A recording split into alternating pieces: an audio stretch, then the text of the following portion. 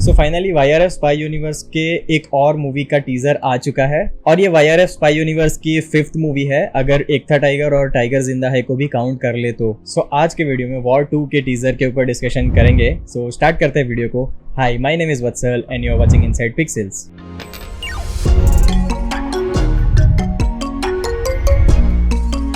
अगर मेरे थोड़े वीडियोस पहले आप जाओगे और सिंघम अगेन के ऊपर जो मैंने वीडियो बनाया था वो अगर आप जाके देखोगे तो वहाँ पे मैंने एक चीज़ बताई थी कि अगर उनको एक ऐसा यूनिवर्स बनाना था, कॉप यूनिवर्स बनाना था, तो सारे जो नए कैरेक्टर्स हैं उनकी एक बैक स्टोरी दिखा के फिर ये यूनिवर्स बनाते तो शायद और अच्छे से हम मतलब और अच्छे से वो ऑडियंस कनेक्ट कर पाती। बट जैसा उसमें वैसा कुछ हुआ नहीं, रैंडमली कोई भी नए कैरेक्टर्स आ रहे हैं और जा रहे थे, ऐसा हो रहा था वो मूवी में। तो उसी चीज़ को यहाँ पे बहुत ही अच्छे तरीके से किया गया है।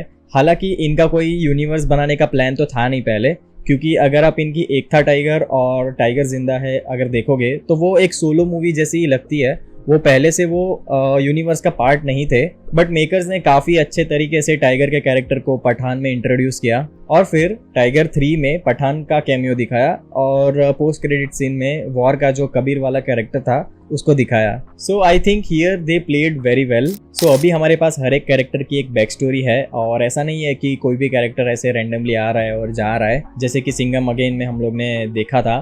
सो I think thumbs up for that. हालांकि एनटीआर का जो कैरेक्टर है उसका ज़्यादा कुछ दिखाया नहीं है टीजर में, बट आई एम श्योर कि मूवी में उनका कुछ तो बैक स्टोरी दिखाएंगे वो लोग। तो अब बात करते हैं वॉर 2 के टीज़र के ऊपर। तो अगर एक सिंपल लाइन में बताऊं तो मुझे ये टीज़र ठीक ठाक लगा, बहुत ज़्यादा अच्छा भी नहीं और बहुत ज़्यादा बुरा भी नहीं, मतलब to me it's an average. अगर मैं फर्स्ट वॉर मूवी से कंपेयर करूँ तो उतना ज़्यादा अच्छा नहीं लगा मुझे। और अगर मैं मेरे फेवरेट एक्टर्स की बात करूँ तो वो दो है बॉलीवुड के। एक तो आप सबको पता ही है, शाहरुख खान, एंड दूसरा is Hrithik Roshan. So I am kind of excited for this movie and I am excited for what YRF Spy Universe is cooking for upcoming years। क्योंकि अगर बॉलीवुड का बजट और VFX की क्वालिटी को अगर ध्यान में रखते हुए हम देखें तो YRF Spy यूनिवर्स जो है, YRF Spy यूनिवर्स की जो भी मूवीज़ है वो एक अच्छे जगह पे स्टैंड तो करती है। सो टीज़र कुछ 1 मिनट 34-35 सेकेंड्स का है जिसमें ऋतिक और एनटीआर कई सारे लोकेशंस पे एक्शन करते हुए दिख रहे हैं। आई नो कि ये सिर्फ टीज़र है तो इसमें कई सारे शॉट्स ऐसे होंगे जिस पे अभी भी काम चल रहा होगा और कई सारी चीज़ें अनफिनिश्ड होगी जो कि मे बी वो लोग मूवी में फिक्स करेंगे। बट यहाँ पे कई सारे शॉट्स में वो ग्रीन स्क्रीन वाला फील आ रहा है और इतने सारे फास्ट कट्स डाले हैं टीजर में कि कुछ रजिस्टर ही नहीं हो रहा। So now let's dig more into the shots. Teaser के स्टार्ट में ही जो ये ब्रिज वाला शॉट है, ये आई फील कि कंप्लीट सीजी शॉट है। And cut to next shot जहाँ पर कोई एक कैरेक्टर है जो ये ब्रिज के ऊपर भाग रहा है। आई थिंक ये एक कैरेक्टर को लाइव शूट किया होगा ये शॉट में, and rest everything is replaced with CG. And this shot here it's clearly visible, it's a chroma shot. और फिर यहाँ पर एंट्री होती है एनटीआर की जो कि ऐसे ग्रेनेड लेके आते हैं। एंड यहाँ पे एक चीज नोटिस करने वाली है, दिस स्कार्फ, कहीं ये कैरेक्टर टाइगर की टीम से तो नहीं है, मतलब टाइगर के अंडर में वो एजेंट तो नहीं है। What do you think? Let me know in the comments. And the same way यहाँ पे टीजर में ऋतिक का भी एंट्री दिखाया है और वही सेम टेक्निक यूज करी है यहाँ पे जो कि वॉर मूवी में ऋतिक के एंट्री सीन पे यूज करी थी, और वो है ऋतिक के बाइसेप्स, जो कि वॉर मूवी में भी देख के कई सारे लड़के पागल हो गए थे और मूवी के बाद तुरंत जाके 1 साल का जिम मेंबरशिप ले लिया था। I am talking about this shot. जब ये वॉर मूवी का बिहाइंड द सीन वीडियो आया था तब उन्होंने वहाँ पे एक्सप्लेन किया था कि ये शॉट लेने से, ये पर्टिकुलर शॉट लेने से पहले ऋतिक ने बहुत सारी ऐसी बाइसेप्स की एक्सरसाइज करी थी ताकि वो एग्जैक्ट पंप दिखे शॉट में। But on the other hand अगर आप ये वॉर 2 के टीज़र में जो उनका बाइसेप वाला शॉट दिखाया है, ये कहीं ना कहीं मुझे ऐसा लगता है कि थोड़ा बहुत इन्हांस किया गया है। मतलब आई एम नॉट श्योर, हो भी सकता है, नहीं भी हो सकता है, मतलब रियल भी हो सकता है या फिर इन्हांस भी किया हो सकता है, but what I feel is enhance किया गया है। और एक चीज़ यहाँ पे नोटिस करने वाली है वो है ये भेड़िया, कहीं इसका रेफरेंस भी कुछ टाइगर के साथ तो नहीं, मेरा मतलब ये वाला टाइगर नहीं, ये वाला टाइगर। लेट्स सी कि मूवी में इसका भी कुछ स्टोरी है भेड़िया का साथ में चलने का, या फिर ऐसे ही रैंडमली कूल देखने के लिए डाल दिया है भेड़िया को यहाँ पे।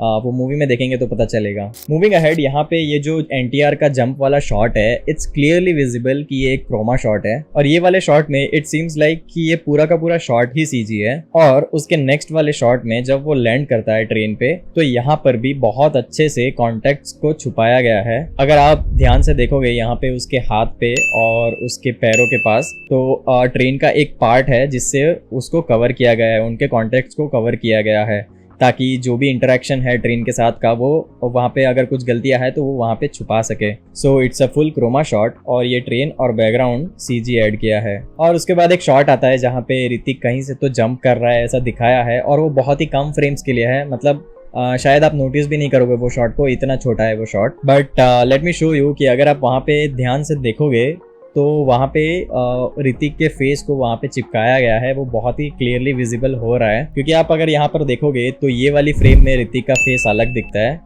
उसकी नेक्स्ट वाली फ्रेम में फेस अलग दिखता है, एंड मूविंग फॉरवर्ड आगे भी पता चल रहा है कि उनके फेस को यहाँ पर चिपकाया गया है। सो चिल गाइज, मैं कोई मिस्टेक्स नहीं बता रहा, मैं जस्ट बता रहा हूँ कि कहाँ पे क्या VFX हुआ है। एंड एज आई सेड कि ये सिर्फ एक टीज़र है, तो मे बी शायद ये वर्क इन प्रोग्रेस वाले शॉट्स होंगे, मे बी और इम्प्रूवमेंट होगा और फाइनल मूवी में हमें शायद इसका बेटर वर्जन देखने मिलेगा। And towards the end of the teaser ये शॉट है जहाँ पे वो मिनी कूपर को ऐसे ब्रिज के ऊपर से जंप करवा के ट्रेन की तरफ जाता है। सो आई फील ये भी एक बहुत ही ज़्यादा अनफिनिश्ड लग रहा है शॉट, मतलब ये जितने भी 3-4 शॉट्स दिखाया है यहाँ पे वो जंप के, वो सारे अनफिनिश्ड से लग रहे हैं। मे बी शायद मूवी में वो लोग इसको इम्प्रूव करें, और आई बिलीव कि वो करना ही चाहिए, क्योंकि अगर वो लोग ने ये चीज़ कर दी तो ये मूवी का हीरो शॉट भी हो सकता है। और टीज़र के सबसे लास्ट में जब ये दोनों आमने सामने है, मैं चाहता हूँ कि मैं चीज़ों को अवॉइड करूँ, मैं इतना नोटिस नहीं करूँ, बट मेरी आंखें हैं कि वहाँ पे पहुँच ही जाती है। यहाँ पर अगर आप ध्यान से देखोगे, डू यू थिंक कि ये ऋतिक है? अगर आप मेरे चैनल को काफ़ी टाइम से फॉलो करते आ रहे हो, then you know what I mean. So let's see कि कैसा रहेगा मूवी। एंड सुनने में आ रहा है कि SRK का कैमियो भी रहेगा इस मूवी में, और पोस्ट क्रेडिट में आलिया भट्ट और शर्वरी को भी दिखाने वाला है, ऐसा सुनने में आ रहा है।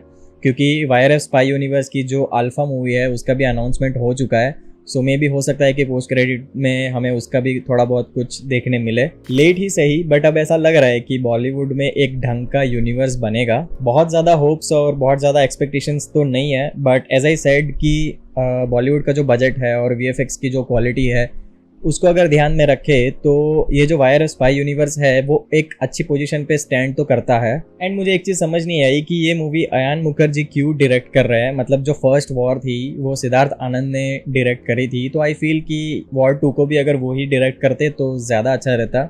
बट लेट्स सी कि अब मूवी कैसा रहेगा।